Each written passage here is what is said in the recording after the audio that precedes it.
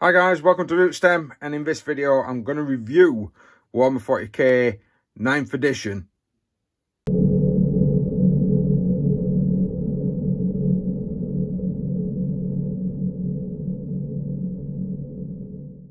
Hi guys, welcome. So before we begin, please like, share, subscribe, hit that notification button if you want to see more, and of course leave a comment below on what your thoughts and opinions are. Don't get me wrong, these are my thoughts and opinions of the 9th edition rulebook. That's not basically stating the whole community. So I am going to talk a little bit about the context page.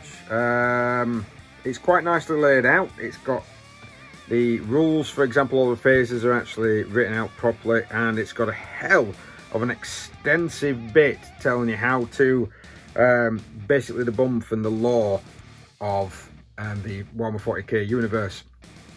Rules don't start until page 192. That is a very long way away for a set of rules to begin. To point out Games Workshop's continual trend of not actually putting down people's names on who worked on this. I do think this is quite sad, because sometimes it makes heroes out of people, don't get me wrong. The name Matt Ward does not conjure up any sort of heroics in the 40k community, but some people's names used to, and it used to be nice to know who was actually writing the book. As usual, the artwork is exquisite and it's quite a nicely laid out booklet. There's been some quite nice pieces of, I would just like to say, Blanchurian or Blanchu style art in here, especially here. This really is capturing the element of the grimdark, which is a very big contrast to what we've seen from Games Workshop lately. It seems to have gone a more cartoony sort of way, but in this particular book you've still got that style, you've still got that look, that dirt, that grime, and oh look, soup. This one is going into very in-depth with the actual bump, and each particular page of course is coming with lots and lots of different models, different pictures of the models that are available to you. And of course showcasing some of the new ones that will be coming out as well. I will admit it's a lot. There is a lot of actual pages of just pages of pictures and showing you the various different forces. It's the usual fare from Games Workshop, if I'm honest. Although, if you can see there, can you see that binding? This is a special edition book from the Indomitus box set, and I'll be honest, I've used it a couple of times. I've played a few games and it is creaking and it's starting to crack, and I'm very worried that pages are going to start dropping out. So the rules are laid out very similar to what we've already seen from 8th edition. Quite a nice basic set telling you about the keywords. It explains everything. It is a very big rule set for dummies, if I would like to say so myself.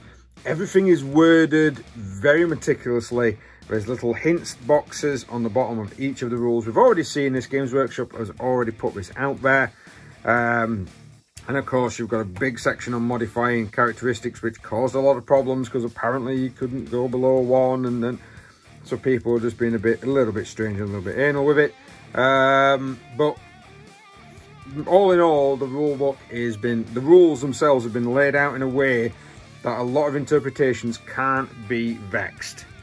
Now, I'm not going to go over the rules. We already know about blast weapons, big guns never tire, assault weapons, heavy weapons have not really changed apart from infantry, the only ones with -1.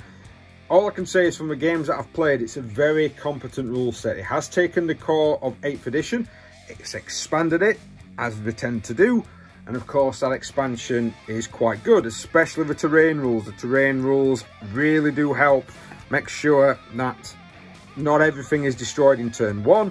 In fact, the past couple of games I've played, I don't think either side lost a unit in turn 1. It mainly ended up on turn 2 and turn 3. Although we'll admit that the game is now shorter. Majority of the missions in this book state that it goes up to a maximum of 5 turns, and you'll tend to find about turn 3 or 4 who the winner is eventually going to be. Effectively, even though when we get to page 238, 239 is apparently the pages that end, as you've got this Only War one here, but apparently these are the pages that end the main rules section. To me, that's not the end of the main rules. It even goes into massive details about how to build your army, including your points, costs, and of course the detachments that you can use, what factions you're allowed to use, if you're allowed to be in certain detachments, gaining refunds, when you're allowed to spend your command points. It really goes into massive amounts of detail. So for me, these are still rules pages. They're still going on about how to create rules in the actual game. You will come across this. It keeps showing you different people's armies. I'm guessing they're trying to get you excited for the Crusade version, which I'll get onto now. So, narrative play. All about your Crusade. It's very, very disappointing. I was looking forward to a good narrative, and unfortunately for me, it is not. It's not worth it. It's not worth spending all the time, the effort. You have to start out at like a 50 power level. Your opponent has to start out at 50. You then add units to it. That's not narrative gaming to me. Now that is playing Necromunda with 40k. Narrative gaming is trying to create a story or a film-like experience over a series of battles. I'm trying to remember, there's a particular game that actually does it in scenes as if you're actually doing a movie. It's a Cowboys, an Indian style game, which actually makes it out as if each particular battle is a section, or it's part one of a movie, part two of it, or scene 2 of a movie, scene 3 of a movie, the ending of the movie. I honestly, personally wouldn't do this. I don't think I'm going to be doing Crusade at all. I'll probably stick to me doing my old school narratives. All the old missions still, I have played a few. They're still working the new edition. You've just got to follow the new rules. I mean, I'll be honest with you, if you can get hold of some missions from 4th edition, just do a little tweaking, they all still work with the actual new rules, because a lot of the core elements have not gone. But it's just, it's a lot of bookkeeping. And then when you come to the narrative missions, if I'm completely honest, feel like they've been made by somebody that plays tournament games. So the tournament style is not, again, it just makes it, it's laying it out like it is a tournament style battle. These are the sort of match play games. You've still got your agendas, which are kind of like your secondary objectives. And then it just basically tells you this is what you're doing. And of course, both sides, one's the attacker, one's the defender, but both sides are even. That to me is not a narrative style game.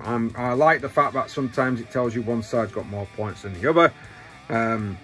We've played quite a few games on the channel as well. If you want to go back and see some of those 8th edition narrative games, that just make it so much fun.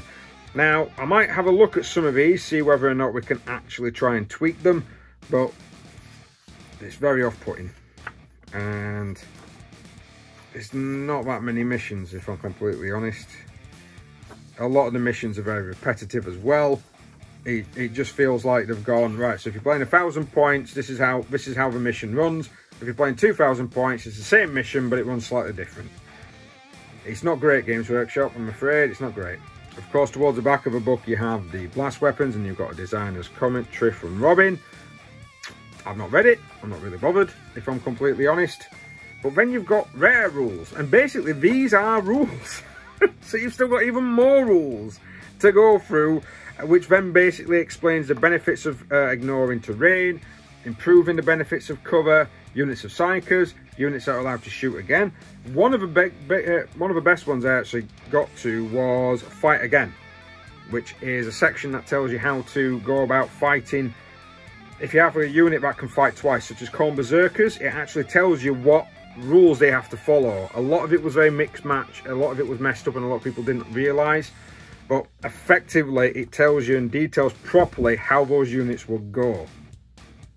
So, now that you get to this particular point, you've got rules term glossary. Now this is quite interesting, it's quite nice to look at, to be honest. It's got a lot of the attacking or attack a unit. It basically just tells you little bits about what a charge move is, what close combat weapon is classed as, combat attrition test. It's basically a lot of this feels like Games Workshop has gone, we know you like to manipulate the rules, here's a glossary telling you how you can't, which I really appreciate Workshop, because some players can be like that. And then of course at the end of the book We've got the Game of Thrones heads, as somebody's pointed it out to me. And of course, I believe that the faceless or the masks. I know it's something to do with Arya. And there you have a short and sweet look at the Warhammer 40,000 rulebook. It's just a quick review from myself. Everyone else is doing really deep, deep in dives. I'm not. I'm just basically exploring my opinion of this rule set. I've played several games now. I'll be honest, I like it a hell of a lot better than 8th, but I am reserving my judgment because we said that. A lot of me and my friends said that when 8th came out over 7th. Oh yeah, we really prefer it. And then the Codex creep kept in. Even though Workshop said it wasn't, it did. And we found that eventually it got to a point where it was like, right, this is just, it's got insane. And of course, rules changes on rule changes. Hopefully, won't need any rule changes out of this particular bad boy. I don't think we will, to be honest. But it looks great anyway. Well, thanks very much for watching, guys. Please like, share, subscribe, hit that notification button if you do want to see more. I've got some more reviews coming out, and when I do get a chance, I'm going to try and paint up all the Indomitus Space Marines in one go. Look out for that.